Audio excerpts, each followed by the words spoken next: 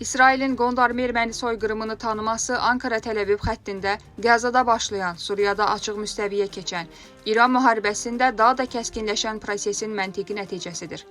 Telegraf xəbər verir ki, siyasi şərhçi Asif Nərimanlının sözlərinə görə Təl-Əviv bundan Ankaraya qarşı kart kimi istifadə edir. Eyni zamanda erməni məsələsini yaxın şərq siyasətində təsir imkanlarını genişləndirə biləcək fürsət olaraq görür. Gideon Sarın hökumətin qərarını əsaslandıran çıxışında Livan və İranda böyük erməni icması, gücsün erməni məhəlləsi mesajı da bu kontekstdə oxuna bilər. Lakin Netanyahu hökumətinin qərarının ən çox İsrail üçün qeyri-məqbul nəticələrini görmək mümkündür. Birincisi, Yaxın Şərqin erməni icması siyasi və praktiki olaraq İsrailin bölgə ilə bağlı planlarında təsir edici potensiala malik deyil.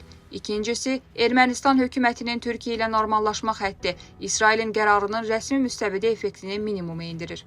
Üçüncüsü, bu qərar beynəlxalq müstəvidə nəticəsizliklə üzləşəcək. Çünki erməni məsələsində Türkiyə üçün mənfi, Ermənistan üçün müsbət mənada ən pik nöqtə Bidenin soyqırımı deməsi olub və bundan sonra veriləcək qərarlar, deyiləcək sözlər mənfi saldoya bərabərdir.